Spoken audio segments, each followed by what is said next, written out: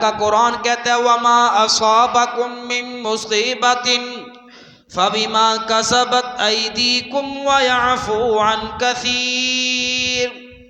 فرمایا تمہارے اوپر جو مصیبت آتی ہے، تمہارے اوپر جو پریشانی آتی ہے، تمہارے اوپر جو دکھ آتا ہے، یہ تمہارے اپنے اعمال کا نتیجہ ہے۔ وَيَعْفُو عَن كَثِيرٍ، اور الٰہ العالمین تمہارے بہت سارے گناہوں کو معاف بھی کر دیتا ہے، سزا نہیں دیتا۔ کئی گناہ بندہ غور تو کرے، توجہ تو کرے، صبح کا آغاز بھی ہمارا گناہوں سے ہو رہا ہے، ہمارا دن کا آغاز بھی گناہوں سے ہو رہا ہے، ہمارے دن کا اختتام بھی گناہوں سے ہو رہا ہے، ہماری رات کا آغاز بھی گناہوں سے ہو رہا ہے، ہماری رات کا اختتام بھی گناہوں سے ہو رہا ہے۔ 24 گھنٹے ہم اللہ کی نافرمانی کر رہے ہیں، 24 گھنٹے اللہ کے حکموں کو توڑ رہے ہیں، 24 گھنٹے نبی علیہ السلام کی سنتوں کو توڑ رہے ہیں، لیکن جتنا اللہ کی نافرمانی کرتے ہیں اس حساب سے تو ہمارے اوپر مصیبتیں نہیں آتی، اس حساب سے تو پریشانیاں نہیں آتی۔ کبھی کوئی چھوٹی سی پریشانی آ گئی، کوئی مصیبت آ گئی، اللہ فرماتے میرا بندہ جتنی تو نافرمانی میری کرتا ہے میں اتنی سزا تمہیں نہیں دیتا، بلکہ کئی بہت زیادہ گناہوں کو میں معاف کر دیتا ہوں، سزا نہیں دیتا۔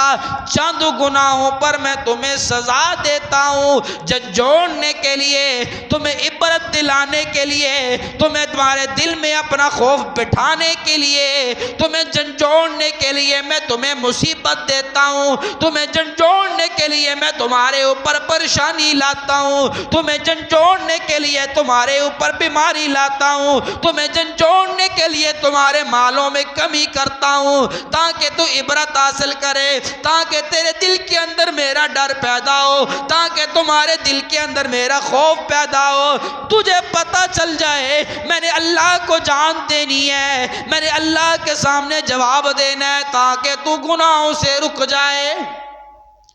یہ بہت سارے گناہوں کو اللہ فرماتے معاف کر دیتا ہوں، چند گناہوں کی وجہ سے میں تمہیں مصیبت، پریشانی، کوئی تنگی تمہارے اوپر آتی ہے، وہ چند گناہوں کی وجہ سے آتی ہے۔ تو پتہ چلا یہ گناہ جو ہم کرتے ہیں اس کی وجہ سے پریشانیاں اور اللہ کی طرف سے مصائب آتے ہیں، اور بندہ توبہ کرتا ہے، استغفار کرتا ہے، اس کے فوائد کتنے ہیں، اللہ یہ پریشانیوں کو دور فرما دیتے ہیں۔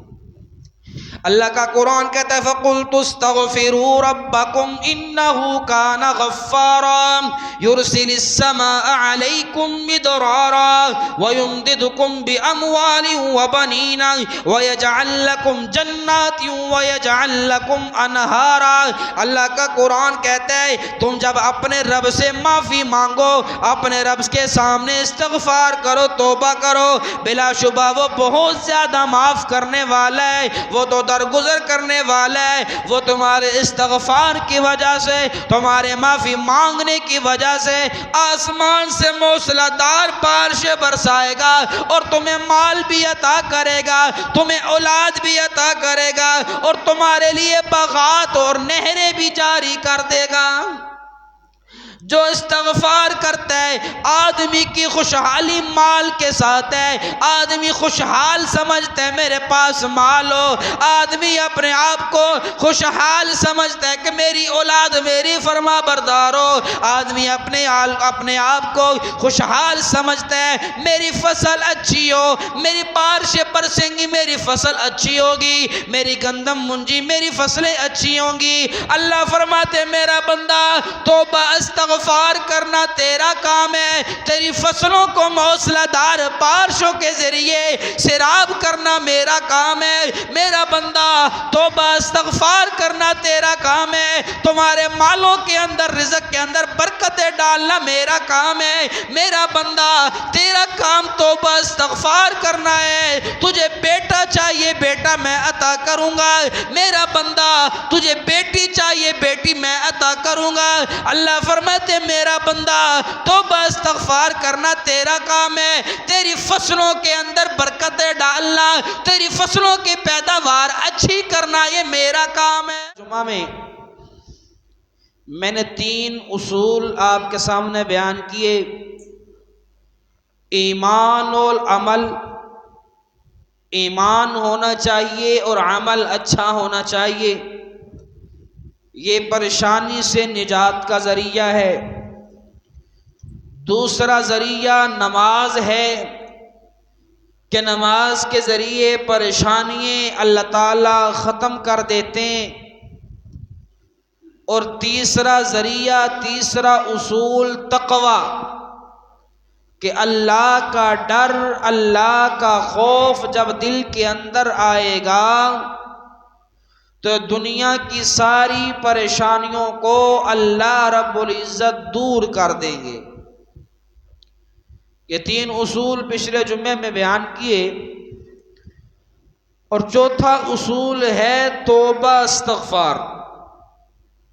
گناہ ہو جائے، انسان خطا کا پتلا ہے، گناہ کا پتلا ہے، کوئی انسان کوئی بشر ایسا نہیں ہے جو کہہ سکے کہ میں گناہوں سے پاک ہوں۔ گناہوں سے پاک معصوم صرف انبیاء کی ذات ہے۔ انسانوں میں انبیاء کے بغیر کوئی معصوم نہیں ہے۔ صحابہ و اہل بیت معصوم نہیں ہیں، مغفور ہیں۔ جملے پہ غور کیجئے گا، معصوم وہ ہوتا ہے جو گناہوں سے پاک ہوتا ہے۔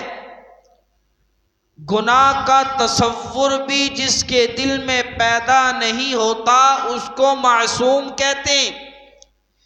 یہ صرف انبیاء کی صفت ہے، نبیوں کی صفت ہے۔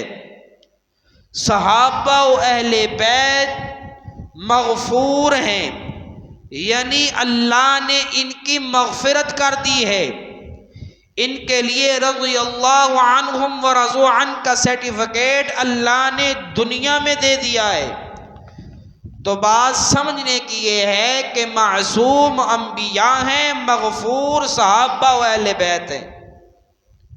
تو باقی جتنے انسان ہیں ان سے گناہ ہو جاتے ہیں، غلطیاں ہو جاتی ہیں، تو فرمایا گناہ ہو جائے، غلطی ہو جائے، فوراً اللہ کے در پہ آ کے توبہ استغفار کرو تو اللہ کریم تمہاری گناہوں کو بھی معاف کرے گا اور تمہاری پریشانیوں کو بھی دور کر دے گا۔ اور ساتھ ہی اللہ رب العزت نے ارشاد فرما دیا کہ جو تمہارے اوپر مصیبتیں آتی ہیں، پریشانی آتی ہیں، تمہارے اوپر دکھ آتے ہیں، صدمات آتے ہیں، یہ تمہارے اپنے کرتوتوں کا نتیجہ ہے، تمہارے اپنے اعمال کا نتیجہ ہے۔ اللہ کا قرآن کہتا ہے وَمَا أَصَابَكُم مِّن مُّصِيبَةٍ فَبِمَا كَسَبَتْ أَيْدِيكُمْ وَيَعْفُو عَن كَثِيرٍ۔ فرمایا تمہارے اوپر جو مصیبت آتی ہے، تمہارے اوپر جو پریشانی آتی ہے، تمہارے اوپر جو دکھ آتا ہے، یہ تمہارے اپنے اعمال کا نتیجہ ہے۔ وَيَعْفُو عَن كَثِيرٍ، اور الہ العالمین تمہارے بہت سارے گناہوں کو معاف بھی کر دیتا ہے، سزا نہیں دیتا۔ کئی گناہ بندہ غور تو کرے، توجہ تو کرے، صبح کا آغاز بھی ہمارا گناہوں سے ہو رہا ہے، ہمارا صبح دن کا آغاز بھی صبح گناہوں سے ہو رہا ہے، ہمارے دن کا اختتام بھی گناہوں سے ہو رہا ہے، ہماری رات کا آغاز بھی گناہوں سے ہو رہا ہے، ہماری رات کا اختتام بھی گناہوں سے ہو رہا ہے۔ 24 گھنٹے ہم اللہ کی نافرمانیاں کر رہے ہیں، 24 گھنٹے اللہ کے حکموں کو توڑ رہے ہیں، 24 گھنٹے نبی علیہ السلام کی سنتوں کو توڑ رہے ہیں، لیکن جتنا اللہ کی نافرمانی پریشانیاں کرتے ہیں اس حساب سے تو ہمارے اوپر مصیبتیں نہیں آتی، اس حساب سے تو پریشانیاں نہیں آتی۔ کبھی کوئی چھوٹی سی پریشانی آ گئی، کوئی مصیبت آ گئی، اللہ فرماتے میرا بندہ جتنی تو نافرمانیاں میری کرتا ہے میں اتنی سزا تمہیں نہیں دیتا، بلکہ کئی بہت زیادہ گناہوں کو میں معاف کر دیتا ہوں، سزا نہیں دیتا۔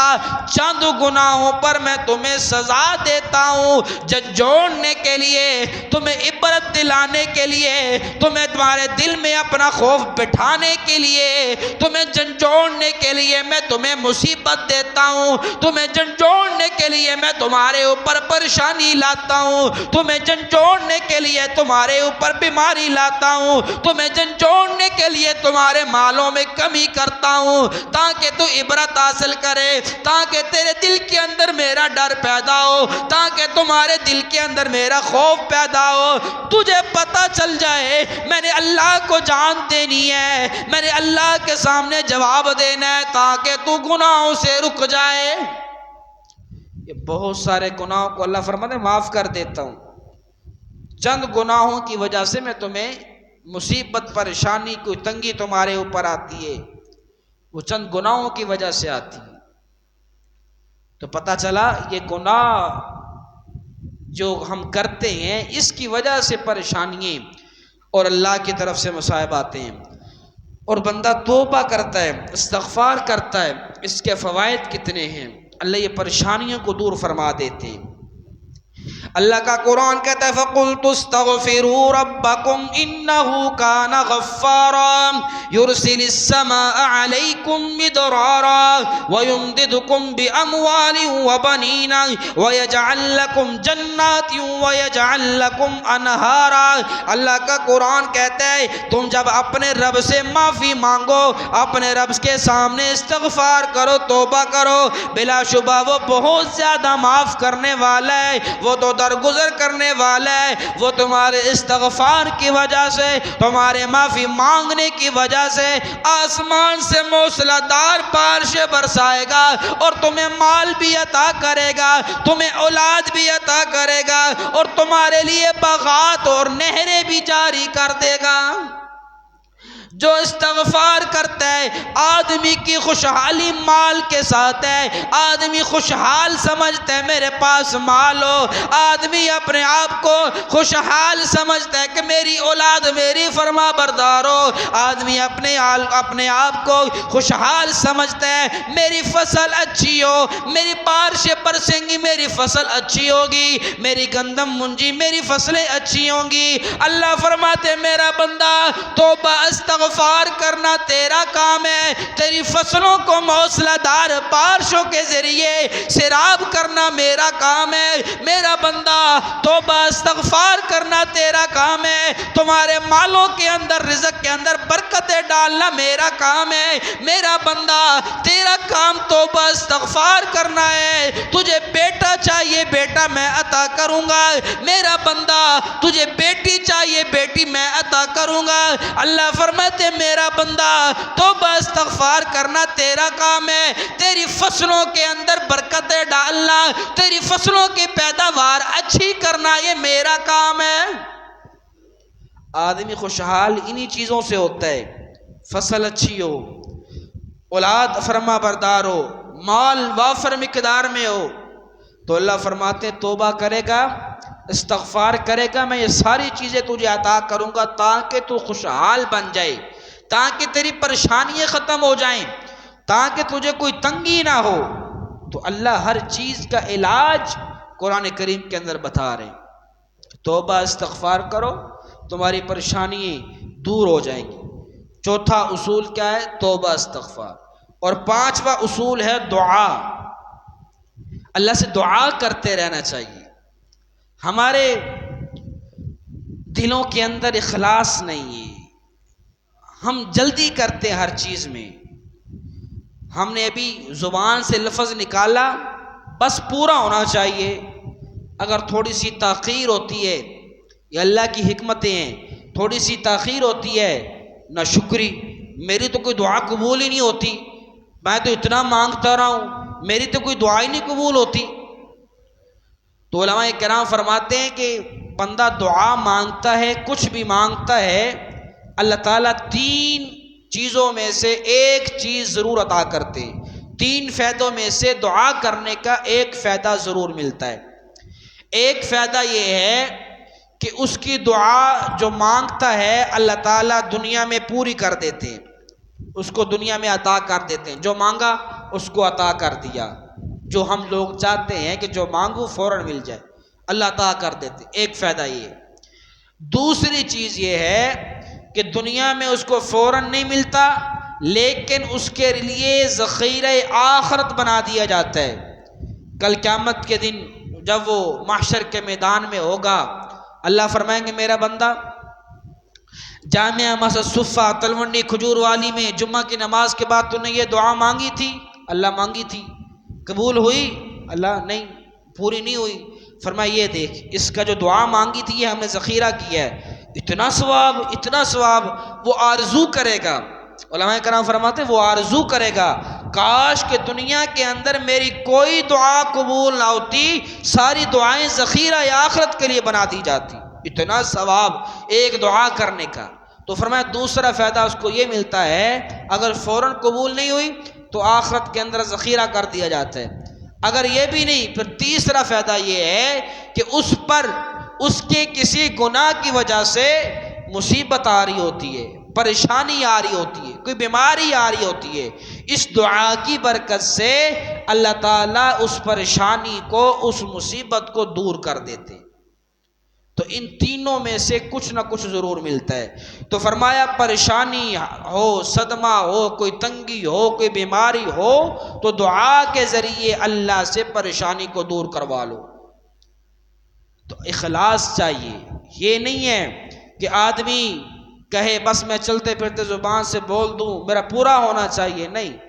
آدمی کسی کے دروازے پہ جاتا ہے، آپ دیکھیں بھکاری آتا ہے، مانگنے والا دروازے پہ آتا ہے، وہ ایسے نہیں کہتا او بھائی 10 روپے دے، نہیں، اس کو طلب ہے، وہ اپنا دکھڑا سناتا ہے، بھائی میری پریشانی ہے، رو کے دکھاتا ہے، آنکھوں میں آنسو نہ آئے، رونے والی شکل بنا لیتا ہے کہ میں پریشان ہوں میری مدد کرو۔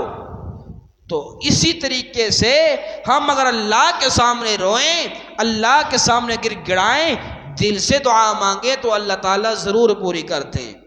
1-2 واقعات آپ کے سامنے بیان کرتا ہوں۔ حجاج بن یوسف کا زمانہ ہے۔ حجاج بن یوسف بڑا ظالم بادشاہ گزرا ہے۔ اس کے زمانے کے اندر خانہ کعبہ کا طواف کر رہے ہیں، اس نے ایک بوڑھے آدمی کو دیکھا، بزرگ آدمی کو دیکھا، آنکھوں سے نبینا اندھا دعا مانگ رہے، ہر چکر میں دعا مانگ رہے، اللہ میری بینائی واپس کر دے، اللہ میری آنکھیں واپس کر دے، اللہ میری بینائی واپس کر دے۔ ہر چکر کے اندر دعا مانگ رہے۔ حجاج بن یوسف سن رہے کہ بار بار اونچی چیخ چیخ کے کہہ رہے اللہ میری بینائی واپس کر دے۔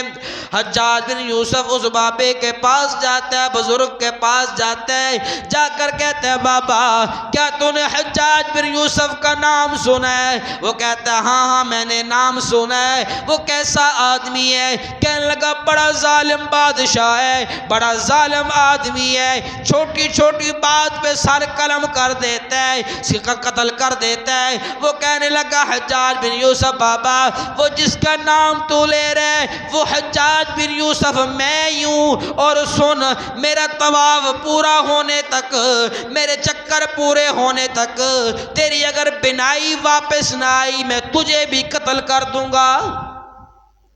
اب بابا اور پریشان ہوا اور دل سے دعائیں مانگنے لگا، الہ العالمین پہلے میں بینائی واپس مانگ رہا تھا، اب میری جان کا خطرہ بھی پڑ گیا، میں اپنی جان کی امان بھی تجھ سے مانگتا ہوں، اللہ میری جان بخش دے، اب تو میری بینائی واپس کر دے۔ اللہ میری بینائی واپس نہ آئی مجھے حجاج بن یوسف قتل کر دے گا۔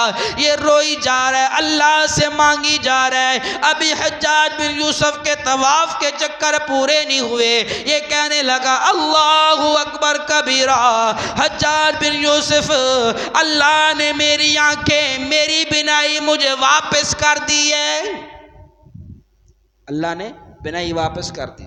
علماء کرام فرماتے ہیں حضرت زنیرہ رضی اللہ تعالی عنہ، ابو جہل ابو لہب لوگوں نے حضرت زنیرہ رضی اللہ تعالی عنہ کی آنکھ میں سریے پرچے مار کے آنکھیں نکال دی، انہیں تخت چوک کے اندر بٹھا دیا، چوک کے اندر باندھ دیا، اور حضرت زنیرہ رضی اللہ تعالی عنہ کہنے لگی اور مکے کے مشرکو تم نے جتنا مجھ پہ ظلم کرنا ہے کر لو، میں کلمہ توحید نہیں چھوڑ سکتی، مجھے اللہ کی ذات پہ یقین ہے، اللہ میری مدد کرنے والا ہے۔ مکے کے مشرکوں نے کہا اے زنیرہ اگر تجھے اللہ کی ذات پہ یقین ہے پھر میں تجھ سے سوال کرنا چاہتا ہوں، تو اللہ سے اپنی آنکھیں واپس لے کے دکھا۔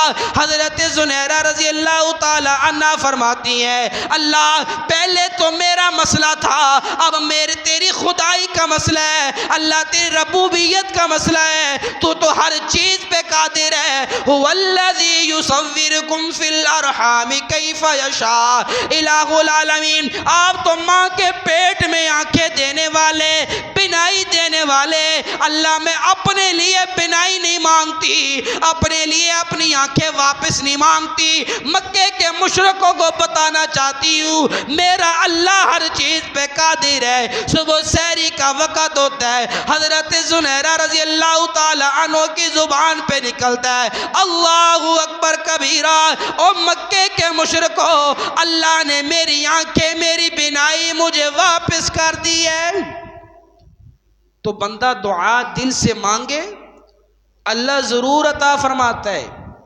ہمارے مانگنے کے اندر کمی ہے، ہمارے مانگنے کے اندر کمی ہے، اللہ کے دینے کے اندر کمی نہیں ہے۔ اللہ رب العزت کی ذات تو چاہتی ہے میرا بندہ مانگے۔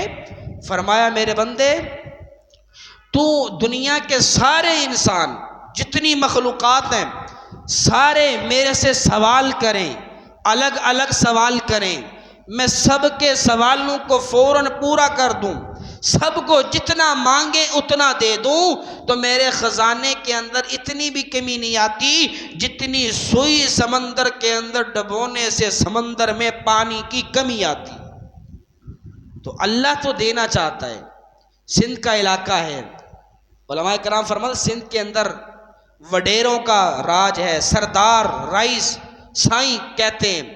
ایک وڈیرا ایک سردار، اس کا بچہ پیدا ہوا، بولتا نہیں تھا، بڑا ہوتا جا رہا ہے لیکن بولتا نہیں، گونگا ہے۔ اس نے بڑے ڈاکٹروں کے پاس گیا لیکن کوئی اس کو شفا نہ ملی، اس کا بچہ ٹھیک نہ ہوا، حتیٰ کہ باہر کے ممالک تک گیا لیکن نہ ہوا۔ تو ایک دن مایوس ہو کے گھر میں بیٹھا ہے، تو تبلیغی جماعت والے اس کے گھر کے اندر چلے گئے، اس نے ان کو بتایا یہ معاملہ ہے، تو وہ کہنے لگے لاہور کے اندر فلاں ڈاکٹر ہے، بڑا قابل ڈاکٹر ہے، اس کے پاس جاؤ، ایک دفعہ اس کو چیک کرواؤ۔ اس نے کہا ٹھیک ہے چیک کرواؤں گا۔ جماعت والے چلے گئے، تو یہ مایوس ہو کے بیٹھا تھا کہ میں نے باہر کے ممالک میں بھی علاج کروایا لیکن یہ بچہ ٹھیک نہ ہوا۔ تو یہ مایوس ہو کے گھر میں بیٹھا ہے، تو بیوی نے سن لیا کہ اس نے کسی ڈاکٹر کا بتایا ہے، تو اس نے کہا اپنے خاوند کو کہ وہ جو ڈاکٹر کا بتا کے گئے ہیں چلیں اس کے پاس۔ اس نے کہا نہیں، میں نے سب ڈاکٹروں کے پاس چیک کروایا ہے، نہیں ہوتا، اس نے ایسے ہی رہنا ہے۔ اچھا، سندھ کے اندر عورت اگر پیسے کا خاوند کو تانا دے تو یہ مرد حضرات اپنے لیے گالی سمجھتے تھے، اپنے لیے مر جانے کا مقام سمجھتے تھے۔ تو عورت نے تانا دیا کہ تیرے پاس پیسے نہیں ہیں، تو میں اپنا زیور بیچتی ہوں، میرے بچے کا علاج کروا۔ اب یہ تانا سن کے غصے سے گھر سے باہر نکلا، رات کا وقت ہے، عشاء کے بعد کا وقت ہے، مسجد میں چلا گیا۔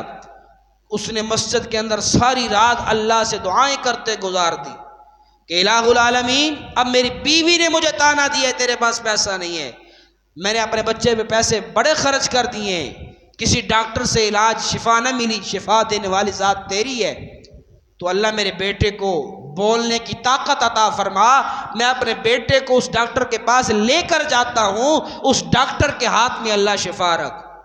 اب یہ فجر کی نماز پڑھنے کے بعد قبرستان میں گیا، اپنے والدین کی قبر پہ کہتے ہیں دعا مانگنے کے بعد میں گھر میں جب واپس آ رہا، دروازہ کھولا، میری بیٹی جو ہے وہ روتی ہوئی باہر آئی، کہنے لگی ابا محمد، اس بچے کا نام محمد تھا، محمد بولنے لگ گیا ہے، محمد بچہ بولنے لگ گیا ہے۔ پھر اس نے اپنے بچے کو مدرسے میں داخل کروایا۔ سن 2010 یا 11 میں وہ فارغ التحصیل ہوا کراچی کی کسی مدرسے سے۔ تو یعنی جب آدمی اللہ سے مانگتا ہے تو اللہ اس کو ضرور عطا فرماتے۔ یہ نہیں ہو سکتا کہ آدمی اللہ سے مانگے اور اللہ اسے عطا نہ کرے۔ فرمایا اللہ تعالیٰ تو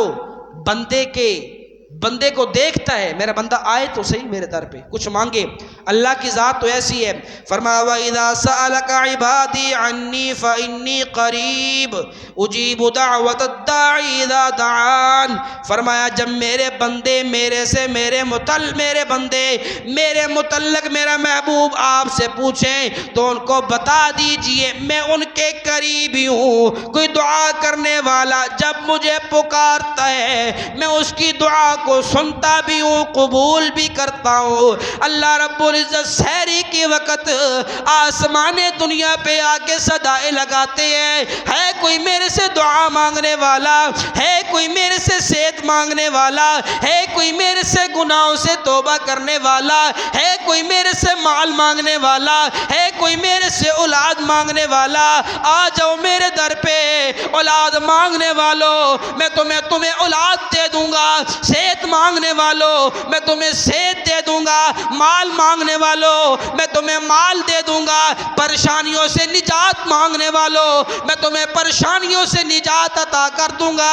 کبھی سحری کے وقت اٹھ کر اللہ کے سامنے ہاتھ اٹھا کر تو دیکھو، اللہ سے مانگ کر تو دیکھو، اللہ تو تمہیں معاف کرنا چاہتا ہے، اللہ تو تمہیں مشکلوں سے نکالنا چاہتا ہے۔ تم اپنے گناہوں کی وجہ سے، اپنے کرتوتوں کی وجہ سے، اپنے اعمال کی وجہ سے اللہ کو ناراض کر بیٹھے، اللہ سے دور ہو گئے۔ اب اللہ کے قریب آؤ، اللہ تمہاری ہر حاجت کو پورا کر دے گا۔ تو فرمایا اللہ کے در پہ آؤ تو صحیح، اللہ تمہاری دعاؤں کو قبول کرے گا، تمہاری پریشانیوں کو نجات عطا کرے گا۔ تو یہ اس کے ساتھ فرمایا اگر پریشانیوں سے نجات چاہتے ہو، اگلا اصول ہے، چھٹا اصول ہے ذکر الہی، اللہ کا ذکر۔ اس کے ذریعے دل کو سکون ملتا ہے، اس کے ذریعے اطمینان ملتا ہے، پریشانیوں سے نجات ملتی ہے، کیونکہ اللہ کا قرآن کہتا ہے الذین آمنوا وتطمئن قلوبهم بذکر اللہ الا بذکر اللہ تطمئن القلوب۔ جو لوگ ایمان لاتے ہیں ان کے دل اللہ کے ذکر سے مطمئن ہو جاتے ہیں۔ یاد رکھو اللہ کے ذکر سے ہی دل مطمئن ہوتے ہیں، یعنی جو زبان اللہ کے ذکر سے تر رہے گی اللہ اس کے دل سے دنیا کی محبت نکال دے گا، دنیا کا زنگ نکال دے گا، اپنی محبت ڈالے گا۔ جس دل کے اندر اللہ کی محبت آ گئی، جس دل کے اندر اللہ کا ڈر آ گیا، جس دل کے اندر اللہ کا خوف آ گیا، دنیا کی کوئی پریشانی اسے پریشان نہیں کر سکتی۔ اگر دل کے اندر اللہ کی محبت آ گئی تو کوئی پریشانی اس کے لیے پریشانی نہیں ہے۔ اور فرمایا کہ ذکر کرنے سے اللہ تعالیٰ پریشانیوں کو دور کرتے اور اطمینان اور سکون عطا فرماتے۔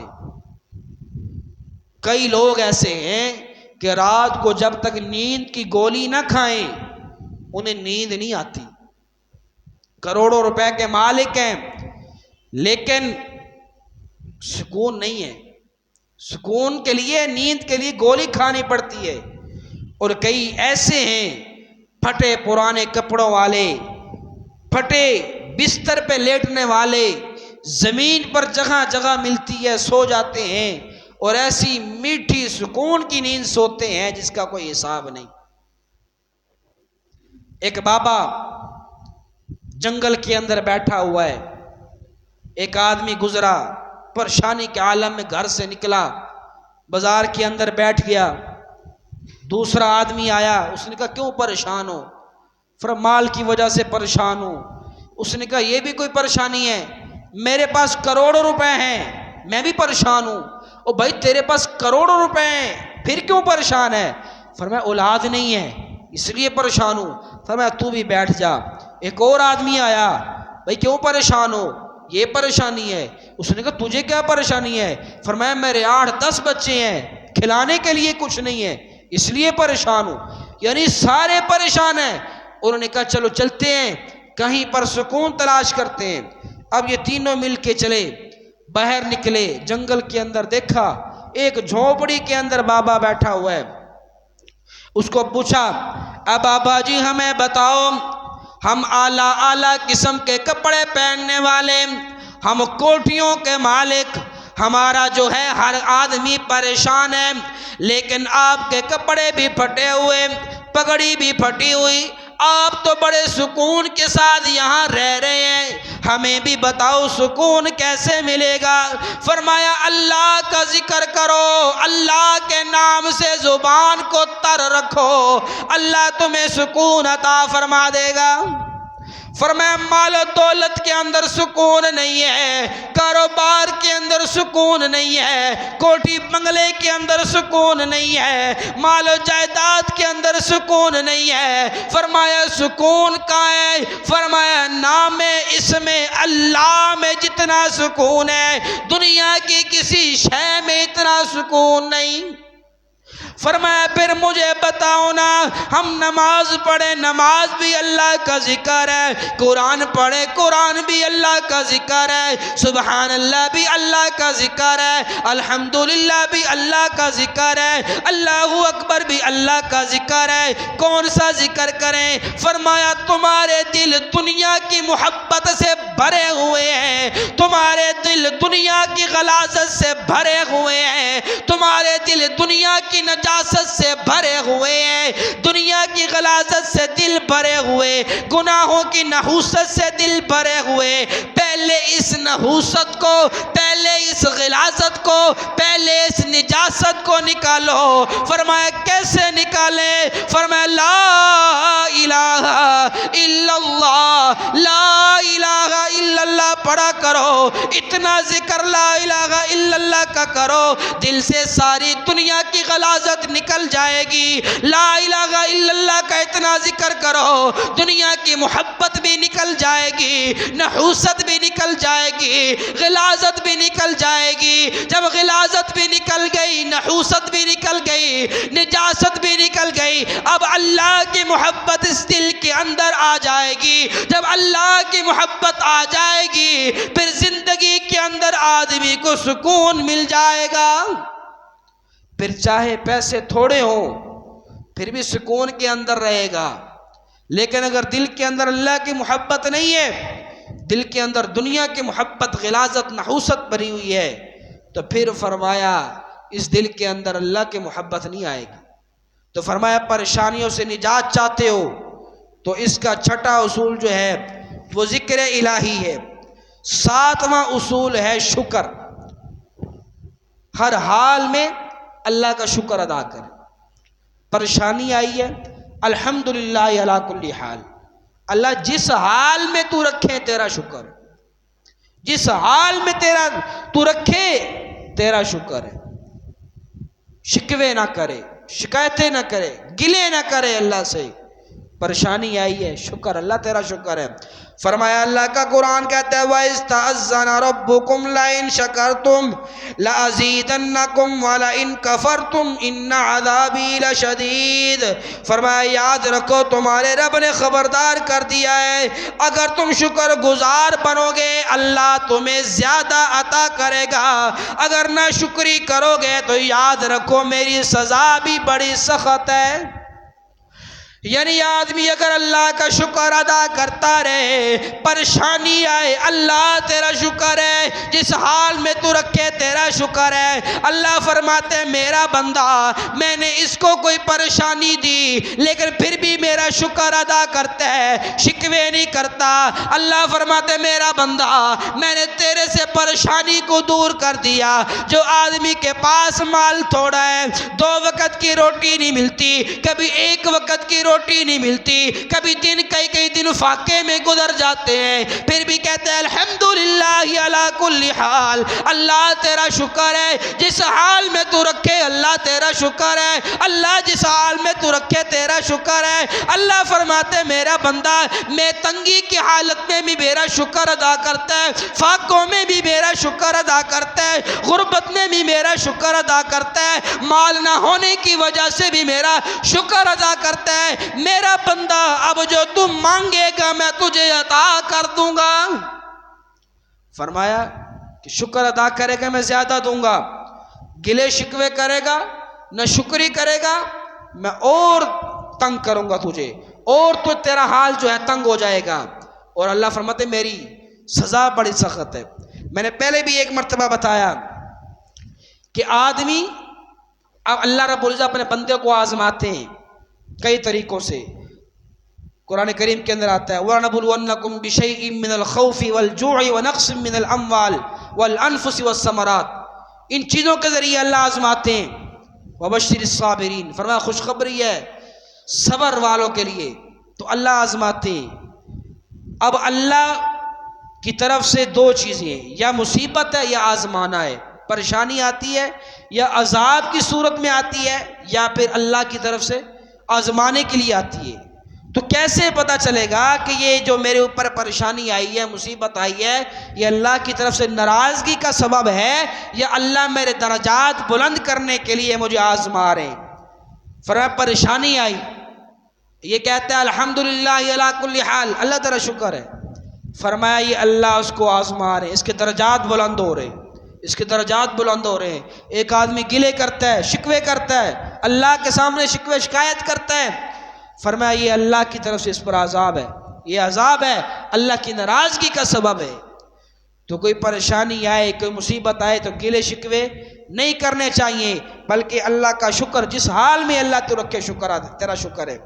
اسی طرح فرمایا توکل، اللہ کی ذات پہ یقین، اللہ کی ذات پہ ہمیں یقین جو ہے ختم ہو گیا ہے، ہمارے دلوں کے اندر اللہ کی ذات پہ یقین نہیں ہے کہ اللہ اپنے بندے کے ساتھ برا نہیں چاہتے، اپنے بندے کا اللہ خیر ہی چاہتے ہیں، اللہ بھلائی ہی چاہتے ہیں۔ بندہ خود اپنے اعمال کے ذریعے برائی کی طرف جاتا ہے، شر کی طرف بندہ خود جاتا ہے۔ جب اللہ کی ذات پہ یقین ہو پھر اللہ پریشانی کو دور کرتا ہے۔ ہمارا یقین، ہمارا توکل اللہ کی ذات پہ کم ہے اور دوسری چیزوں پر ہمارا یقین زیادہ ہے۔ کوئی پریشانی آتی ہے جی ہمارے گھر میں کسی نے جادو کر دیے، کسی نے تعویذ کر دیا ہے، اس پہ یقین ہے۔